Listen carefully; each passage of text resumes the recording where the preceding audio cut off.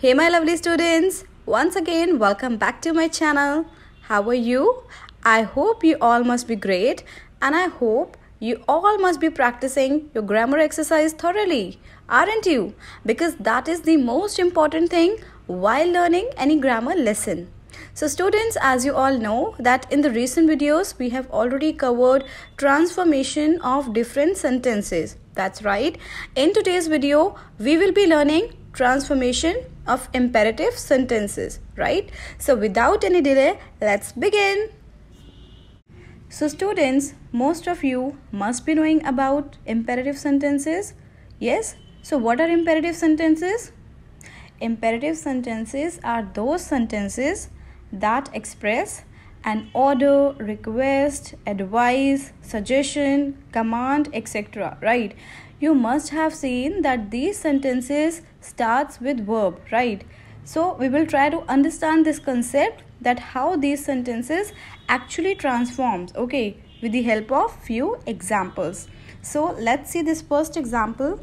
First of all, we need to understand the structure, okay. So you need to understand the structure, that how these transformation takes place, okay. So these sentences are actually command, okay. So whenever we are changing any imperative sentences, these commands are further changed into request, okay. So the structure, the whole concept of command is that we have this structure, verb plus object plus full stop, okay. And how these are changing? They will further change into request. So what should be the structure of request?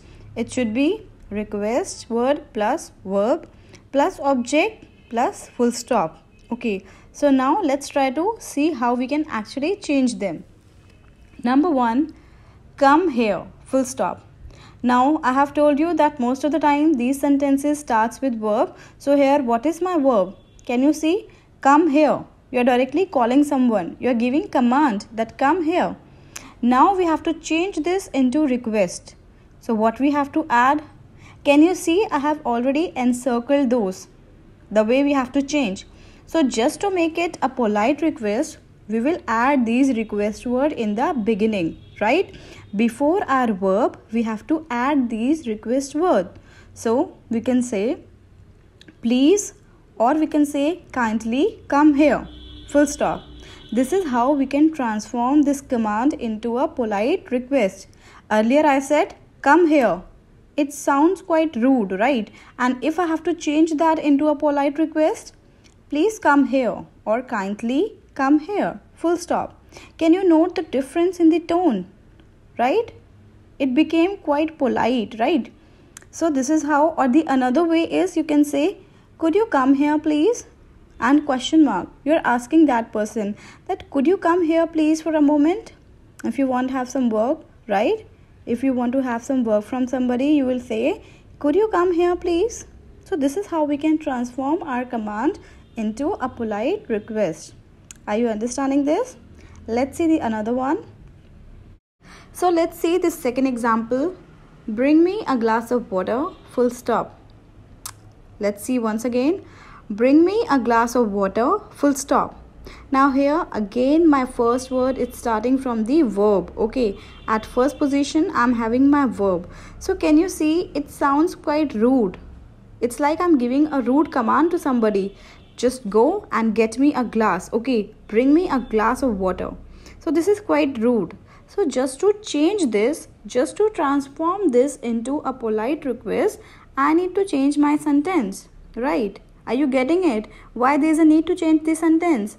I have to change this rude command into the polite request. So for this, I can say it like this. Please or kindly bring me a glass of water. Full stop. Right? Please bring me a glass of water. So while we have added here please, it's quite polite. Okay. When we have added please or kindly, the sentence seems quite polite. Or we can say like this. Could you bring me a glass of water please? Question mark. Because you are asking somebody that can you do this work? So we have used here could just to make it polite. Okay. We are telling that person that could you please do this work for me, right? Could you please bring me a glass of water? This is how you can also write it. Or you can say, could you bring me a glass of water, please? So have you noted that how we are changing the tone as well, right? So the moment I'm changing my sentence, the moment I'm changing the structure, automatically the tone will also change, right? It's very easy. All you need to do is you have to make this command into a request. Okay, so let's see the third one. Come inside the house. Full stop. Come inside the house. Now again in this sentence, my first word, can you see here? This come. My first word, this is what? This is my verb. So most of the time, better you will note that whenever you will see these kind of commands, you will observe that at the first position there would be your verb, right? So when you have to change this into a polite request, you must add kindly, please, all these things just to make it a polite request. Okay, kindly come inside the house. Full stop. It was quite rude earlier. Come inside the house. Now who has to come inside? It is you. You must have noted that whenever we are talking about these imperative sentences, we have to assume that the subject would be you. Okay, all these commands are for ourselves. You come here. You bring me a glass of water. You come inside. But most of the time, these subjects are not written anywhere. Okay, since it's a command, so it has to be very general. Okay, are you understanding this? Most of the time, whenever we are talking about imperative sentences, we have to assume that in our mind that here my subject is you. It is directly started from verb. Okay, come here. So if I add a subject before come, you come here. It means whom they are calling. They're calling us. That you come here.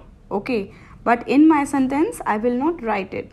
This is the rule for this imperative. Okay, and when I have to change this, kindly come inside the house. Full stop. Or you can say, come inside the house, please. So have you noted how politely the sound came? Right? We have changed this rude tone into a polite tone, isn't it? So students, I hope that this concept of transforming imperative sentences is clear to you all, right? I hope everything is clear. So based on this video lesson, there would be an assignment for you in the description box. So do check your description box as well. Okay. So now I'll meet you all in the next video lesson. Till then, keep on completing your assignments, keep on completing your grammar exercises in the book, right? Keep on learning, keep on sharing the content with your friends. And yes, before going, don't forget to like the video, subscribe to my channel and share the videos with your friends and classmates. So, goodbye. Take care.